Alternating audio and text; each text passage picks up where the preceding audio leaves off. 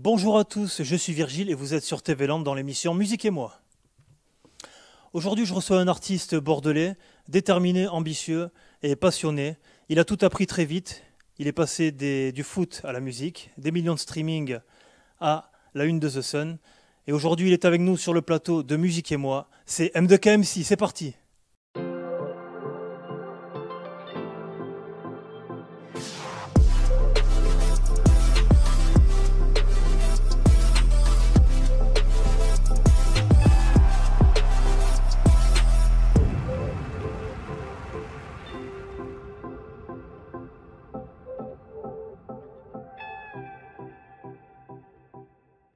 Bonjour M2KMC, bienvenue sur TV Land. Merci à toi de l'invite, en tout cas, ça fait plaisir. Très content de te recevoir aujourd'hui.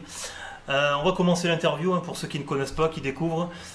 Quel a été, un peu traditionnellement, le premier CD ou cassette ou titre que tu as découvert quand tu étais petit, qui t'a marqué à l'époque? Alors le titre, c'était l'album de Sniper, Gravé dans la roche. D'accord. Ouais, celui-là, je l'écoutais tous les jours, je l'écoutais. À l'époque, c'était en CD.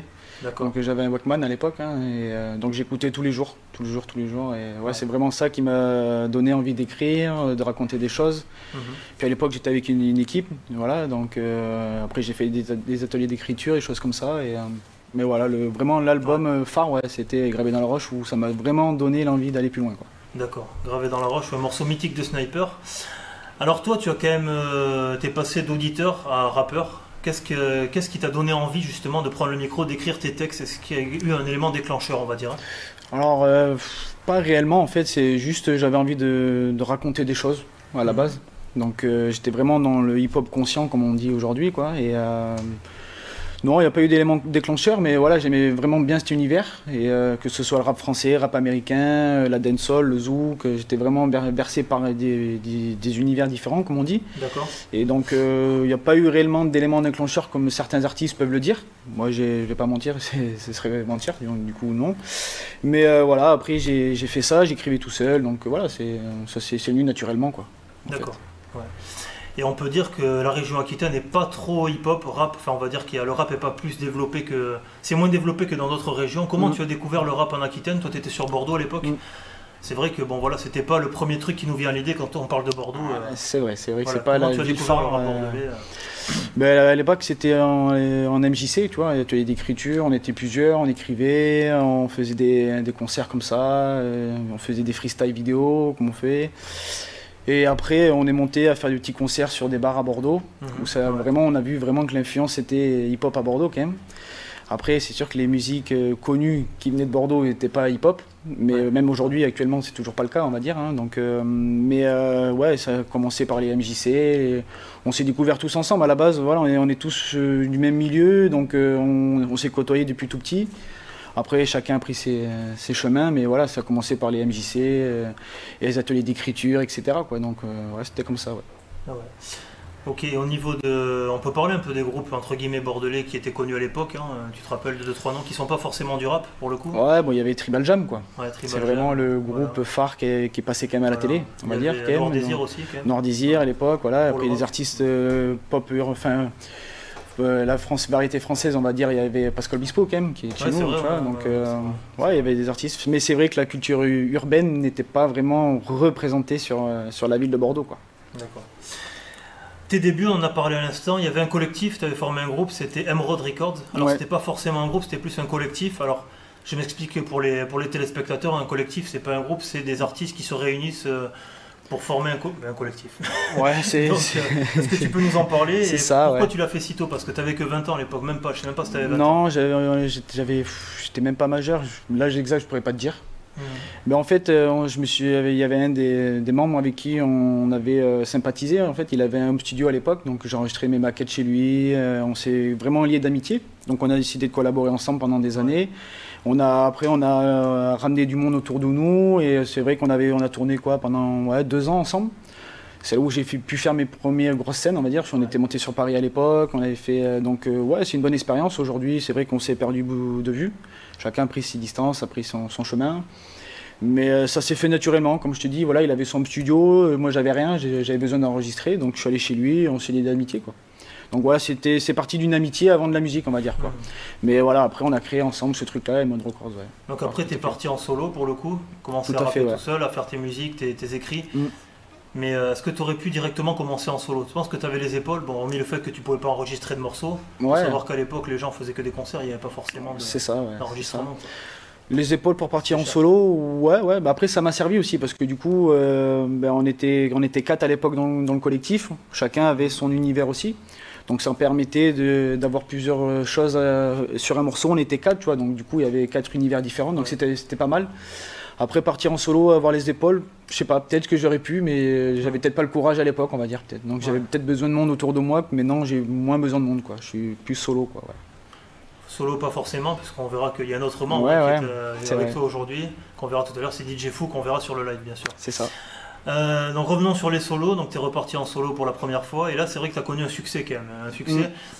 Comment ça bosse? Comment tu bosses en solo? Est-ce que tu as quand même des gens qui te conseillent sur ta musique? Comment ça se passe? Mais alors quand je suis parti en solo, j'étais tout seul, c'est vrai que j'avais sorti des morceaux qui avaient fait le buzz à l'époque quand même. Et je me suis fait repérer par une maison de disques, donc Believe Music à l'époque, qui avait quand même signé Diams, Kerry James, donc Youssoupha. Et là je me suis rendu compte que la musique c'était pas un jeu, quoi, en fait. Donc là, il y a une vraie usine derrière, il y a des gens, tu as une équipe autour, tu as des directeurs artistiques, tu as des community managers. De presse aussi, aussi. Voilà, donc tu te dis, ouais, là tu rentres dans un autre univers, quoi. Mais tout ça, je suis content de l'avoir vécu, même si ça n'a pas pu aller plus loin. Ça m'a permis aussi de dire que dans le monde de la musique, c'est pas simple, et il n'y a pas que des gentils, quoi. C'est un monde de requins, comme on dit, donc... Mais je suis content de cette expérience, d'être parti en solo et de continuer comme ça maintenant. Maintenant, je travaille avec une autre équipe en maison de disques, mais Believe Music, c'est vraiment une expérience unique que je recommande à plein d'artistes. Après, peut-être que j'ai signé peut-être un peu tôt chez eux et que j'avais peut-être pas les épaules à l'époque, solo. Donc, mais c'est une bonne expérience quand même.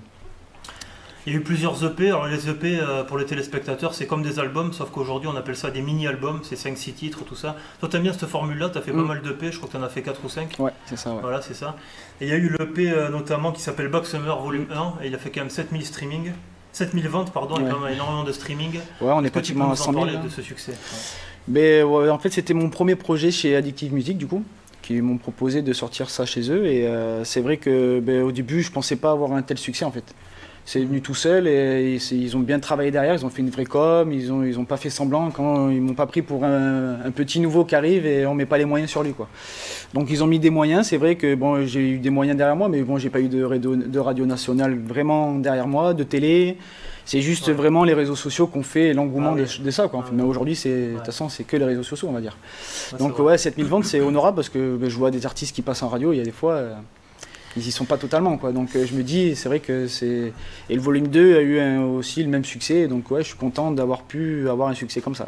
Ça a ouvert des portes, on va dire. Enfin, l'industrie musicale et musique rap urbaine est redistribuée. On a vu Kerry James qui a refait une réédition d'album, il a vendu 200 albums, quoi. Ouais, c'est triste pour un artiste comme ça, c'est Pour vraiment les gens qui ne connaissent pas le rap, c'est un des plus gros rappeurs français. Aujourd'hui, la donne a changé, les jeunes ont pris le pouvoir, entre guillemets. Ouais, maintenant c'est le streaming, quoi, comme on dit, c'est avec toutes ces plateformes-là qui sont accessibles à tous, donc c'est vrai que c'est facile, quoi. On va continuer, on va te découvrir puisque les téléspectateurs regardent l'interview mais ils ne connaissent pas encore ta musique. On va écouter un extrait de ton nouveau single qui s'appelle San Diego avec Wizkid en featuring.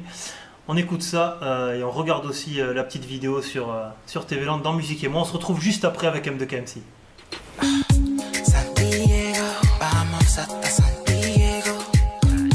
San Diego, vamos pa' allá San Diego.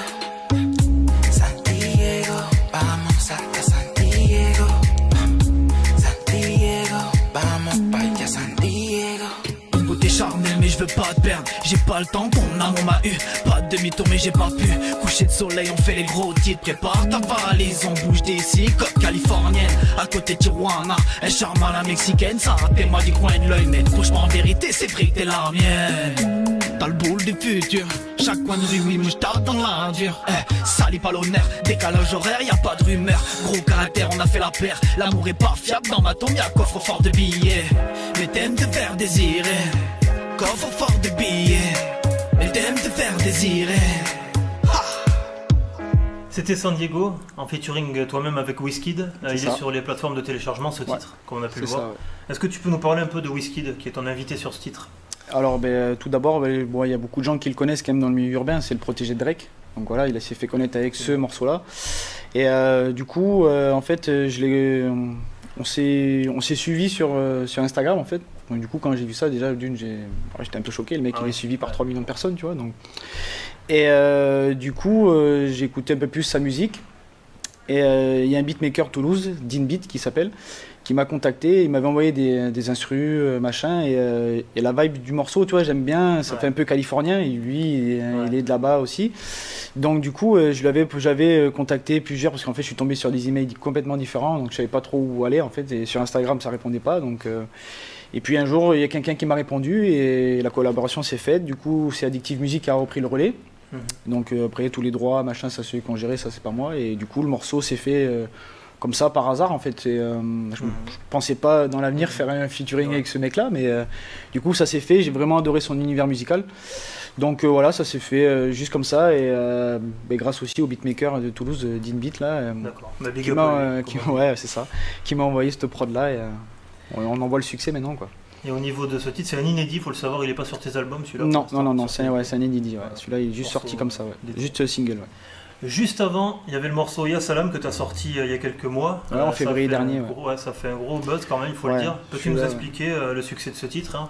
Parce que c'était aussi à l'époque sur TikTok pour les jeunes qui ne connaissent pas. C'est ça, ouais. L'application. Donc du coup, en fait, c'est son manager à lui qui m'a contacté. Et du coup, je ne connaissais pas du tout l'artiste. Et du coup, il m'a dit on a un truc à te proposer sur un morceau qu'il avait déjà fait. Donc du coup, ils m'ont envoyé toutes les pistes et moi j'ai kiffé le délire. J'ai dit ouais, on arrive. C'était en février ça. Ouais. Du coup, on n'arrivait pas loin de l'été. Je dis ça peut faire un gros bruit et en plus voilà, j'aime bien les connexions internationales, tu vois. Donc il vient d'Allemagne. Donc je me suis dit ouais, pourquoi pas français allemand, ça peut le faire quoi. J'ai dit parce que surtout que les Allemands, faut savoir, ils sont très friands du hip-hop français. Donc du coup, je dis ouais, on tente l'expérience quoi. Et du coup, ouais, c'est vrai qu'il y a eu gros succès. Ouais. C'est vrai que je m'attendais pas que ça prenne aussi vite quoi. Surtout ouais, très rapidement quoi.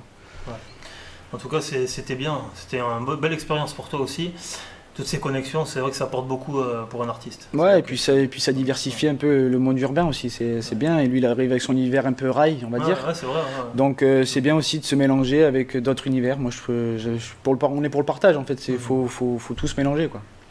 Est-ce que ces 2 morceaux seront sur ton nouvel album, enfin sur la réédition de X, non. Ça c'est juste des singles comme ça. Maintenant on va parler d'une personne qui est venue avec toi aujourd'hui, c'est DJ Fou, qui t'accompagne sur scène depuis plusieurs années.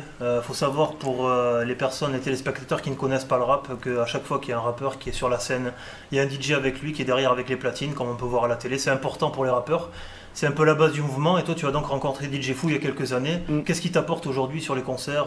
Qu'est-ce qui a changé en fait et comment tu l'as rencontré? Alors comment je l'ai rencontré? Alors, moi je le connaissais déjà de vue à l'époque quand j'avais 14-15 ans et choses comme ça, on se voyait sur des tremplins, des scènes ouvertes. Mais bon, jamais vraiment, je n'ai jamais vraiment fréquenté quoi. Lui il avait son équipe, moi j'étais jeune à l'époque en plus donc je débutais donc voilà. Voilà c'est ça. Ouais, à l'époque c'est vrai que des DJ à Bordeaux à l'époque il n'y en avait pas tant que ça et des bons il n'y en avait pas beaucoup donc c'est vrai que quand il faisait partie des meilleurs c'était compliqué. Ouais. Après on s'est rencontrés maintenant il y a une petite dizaine d'années où on a commencé à bosser ensemble. C'était à l'Euroschool Barbet sur un tremplin régional ici en Aquitaine. Et du coup, après, on a travaillé ensemble, on s'est liés d'amitié. Et après, oui, c'est vrai qu'il m'apporte beaucoup. D'ailleurs, c'est important d'avoir un DJ, surtout. Parce que passer juste des sons comme ça, quand tu veux mettre une tournée en place ou un show en place, c'est très important d'avoir un DJ. Donc du coup, ouais, ça apporte une stabilité, une assurance derrière surtout. Et puis une crédibilité envers les spectateurs ou les gens qui te regardent. Ça fait mieux, on va dire. C'est surtout ça. C'est important d'avoir son DJ attitré, quoi. Justement, en parlant de tournée de concert, tu as tourné depuis des années à travers la France.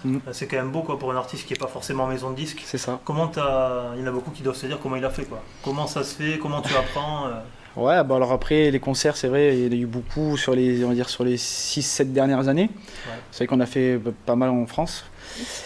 Après, ça se fait naturellement. En fait, c'est moi qui contacte les organismes directement, les bars ou les salles de concert. On se met d'accord sur les thématiques de soirée. Et du coup, voilà, après, faut leur donner envie aussi que tu viennes chez eux, sachant que tu n'es pas connu nationalement. Ouais. Donc, c'est compliqué de prendre un cachet en plus ou des choses comme ça.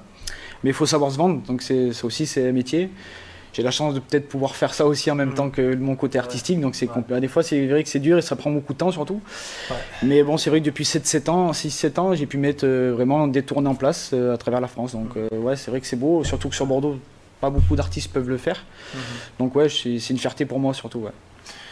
Mais justement, on va te retrouver en concert bientôt. L'actualité pour toi, qu'est-ce que c'est? Je sais qu'il y a des concerts à Mont-de-Marsan qui sont prévus. Ouais, le 5 septembre. Ouais. Donc ouais, je viens à Mont-de-Marsan. Après, c'est vrai que je suis déjà venu pas mal de fois ici dans la région. La C'est fête de la Madeleine. Ouais, c'est un peu ça. C'est vrai que c'est ma deuxième ville ici. Ouais. J'ai fait la fête de la Madeleine, la fête de la musique. Une après-midi, c'était pour le BMX. On a fait des choses comme ça. Donc c'est vrai que c'est... ouais, j'aime bien la région. J'aime bien. Ouais.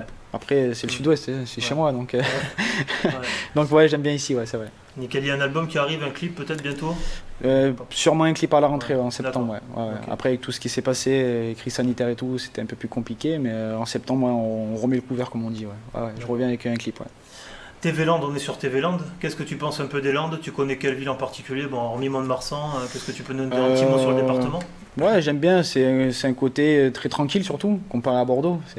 C'est pas vraiment la ville. Mont-de-Marsan, j'aime bien, c'est joli, surtout. Après, la côte landaise, pour l'océan, la plage, choses comme ça. J'aime bien faire du surf, donc j'aime bien tout ce côté-là aussi. Donc, non, j'aime bien tout ce côté-là, ouais. C'est un truc pépère, quoi, on va dire. Okay. Et une petite dernière question piège, j'innove un peu avec toi. Si tu avais un don, qu'est-ce que tu aimerais avoir comme don aujourd'hui? Moi, faire un don? Non, toi, un don que tu aurais. Ah, un don un don qui pourrait permettre de... L'égalité pour tous, quoi. Ouais. Parce qu'aujourd'hui, on a la preuve encore avec tout ce qui se passe autour de nous, qu'il n'y a pas une égalité pour tous. Et dans le monde entier, avoir une égalité, ça serait beau, quoi. Qu'on soit tous sur le même piédestal et au bout d'un moment, il faut arrêter tout ça, quoi. C'est vrai. Ce serait mon don, ouais. J'aimerais bien avoir ce don-là. Ouais. Bon. En tout cas, merci M2K sur cette belle phrase. Merci à toi, en tout cas. Merci à TV Land de m'avoir accueilli. On va t'écouter en live tout à l'heure. Qu'est-ce que tu vas nous faire? Un morceau, une partie du morceau Mauvais Rêve, qui restera aussi quand même un classique depuis pas mal d'années maintenant, on va dire. Et puis le morceau Ya Salam aussi. Ouais, voilà. D'accord. En exclusivité, puisqu'il n'a jamais été fait. Non, jamais fait en live, parce que après voilà, tout s'est arrêté entre temps, donc c'est vrai que non, j'ai pas pu le faire en live celui-là. Donc c'est inédit, ouais. Ouais, c'est ça. Bon, ben nickel. Et maintenant on passe au bon plan dans la région avec les sorties d'albums à venir sur ces prochaines semaines, comme d'hab dans Musique et moi. Hugo Frey, 91 ans, est de retour avec un album qui s'appelle Autoportrait. C'est assez fabuleux pour un artiste de cet âge-là de sortir encore un album. Il est très country cet album, il y parle de ses passions et notamment la peinture, cette passion qu'il a développée depuis quelques années, Hugo Frey, toujours là et avec ce nouvel album à découvrir. On passe dans l'univers urbain avec l'artiste et son nouvel album Comme Avant. C'est le 7e album déjà de l'artiste, on ne savait pas forcément, mais il est de retour, avec des featuring de Buzzy Signal notamment. Il est écrit durant le confinement et il espère transmettre de la joie aux gens après cette période difficile. C'est surtout son premier leitmotiv sur cet album. Et enfin, pour terminer, Bram Cito est de retour encore dans la musique urbaine avec l'album Prémisse, le deuxième album de Bram Cito, celui qui avait été découvert avec Booba sur le label 9-2i. Il est de retour avec une collaboration avec Naps notamment. Et Niska, l'album est soutenu par Booba depuis le début. On retrouve M2KMC et DJ Fou maintenant sur le plateau de Musique et moi sur TV Land en exclusivité. A bientôt sur TV Land. Ciao. Mauvais rêve, c'est pour TV Land. Mauvais rêve.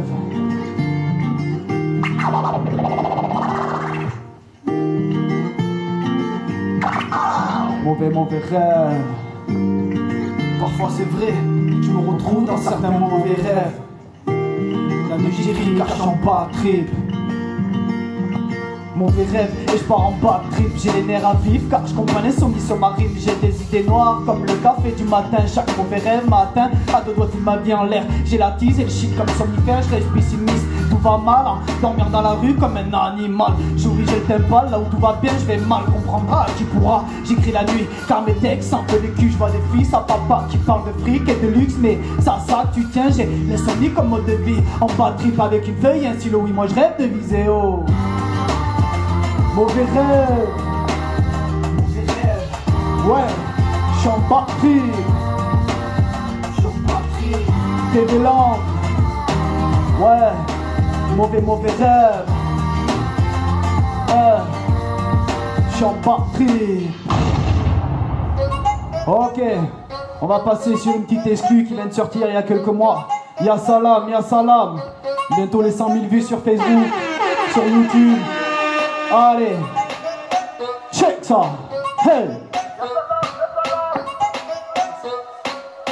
On débarque, on te bat, ya salam, tu redouais le cas, car ils vivent de nous foutre le bordel. On repère la poubelle, Gucci, Prada, on sort les belles veines. Petit pas, tu pousses sur ya salam, Repose-toi la tête, oublie la pression. Sur la piste tu fais la moula, t'as claqué les billets, y'a pas de calage. Paris, Dubaï, Marrakech, le bordel. Tu connais les bails, elle te parle chinois. Elle te calcule pas, mais chérie, pose-toi. Grosse soirée, on sort le Panamera. Fini les blabla, on bouge d'ici, direction Lyon et Delmar. Y'a salam, vas-y bouge la tête. Y'a pas de manière. Non, y'a pas de manière. Pas faire le salam. Y'a salam. Kurdo, pour tes vélans, y'a salam. Ouais. Shit. Y'a salam.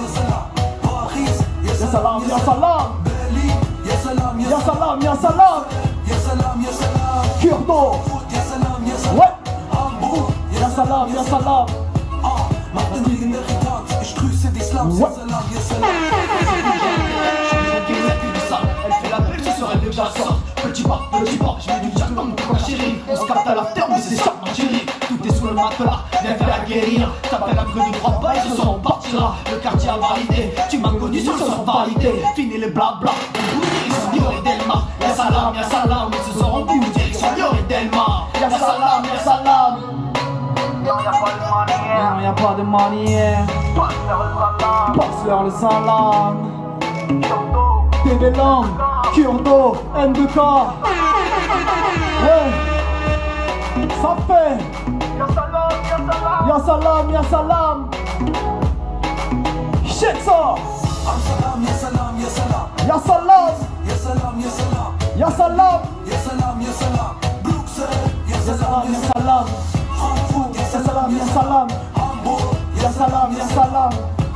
Martin Ribéry, ich grüße die Slums, y'a salam.